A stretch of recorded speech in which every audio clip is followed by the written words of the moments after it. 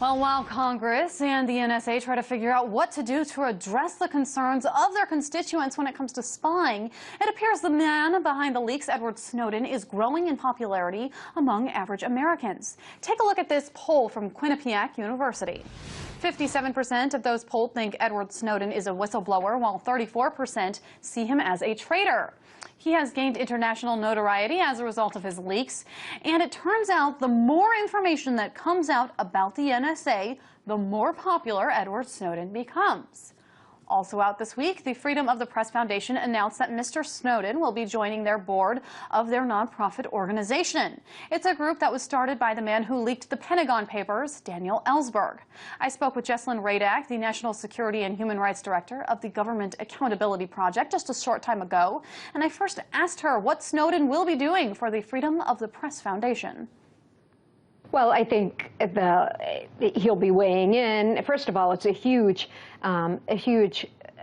symbolic moment that he is participating in civic society in the United States, despite the fact that the U.S. has tried so hard to sideline him. And Freedom of the Press Foundation is an amazing organization because they are trying to foster safe and free journalism that protects both journalists and sources. So I'm sure he has a lot to add to that discussion. So does this mean that he will be remaining involved and participating in future whistleblowing accounts and leaks? Well, I mean, in terms of future leaks, he no longer possesses any of the information. All the information he had was given to journalists, and it is really up to them to decide what would be newsworthy and in the public interest to put out.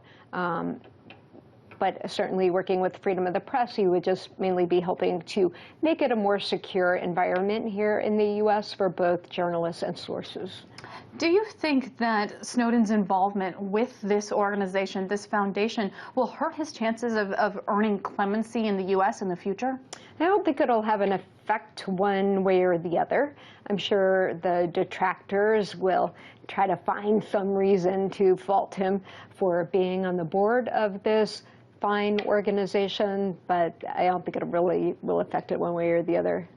Now, it looks as the leaks continue to come out, Americans are growing increasingly supportive of Edward Snowden. Why do you think that is? Well, I think it's a number of factors. We have had an avalanche of wonderful supportive news, including an opinion by a federal judge that found the main program likely unconstitutional, including tech giants dressing down the White House and saying that he should be pardoned, including the editorial boards of the New York Times and Guardian saying that he should receive amnesty or a pardon. And I think all of that does shape public opinion in a huge kind of way. And all along, this case has been about 1% legal and 99% political. And unfortunately, the government has the megaphone, and Mr. Snowden's camp does not. New America Foundation just launched another study, as well as the poll that you cited, that shows, again, that the information revealed really didn't do anything to thwart a terrorist plot and is likely illegal. Now, Jesslyn, as you say, it is the Congress members and the politicians that have the megaphone. However, with polls like this, with endorsements like the New York Times, do you think that it makes the idea of clemency a more realistic option in the future? Well, I think it does. I mean, certainly public opinion influences the one person who can grant an amnesty or a pardon, which would be the president in terms of amnesty. Justice Department can grant a pardon. I think it will influence Congress people who are beholden to constituencies that are getting increasingly suspect of what they're learning about the NSA. And Congress is more likely to enact reforms that would bolster the disclosures that Mr. Snowden made, and that would be seen more politically by their constituents as someone deserving of clemency of some sort. Now, an argument made against Snowden being able to re-enter the U.S. as a free man is that it doesn't offer enough deterrence and it will lead to more leaks. What do you make of that argument? Well, that's the beauty of amnesty. It neither forgives nor condones any of the conduct at issue.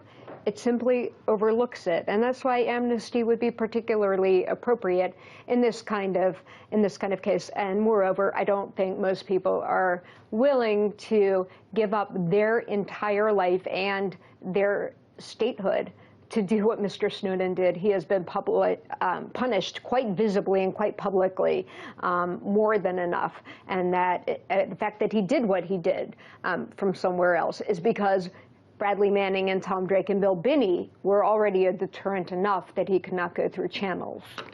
Absolutely. Jesslyn Radak, thank you so much for coming in and weighing in on Edward Snowden's growing popularity here in the U.S. Great. Thank you.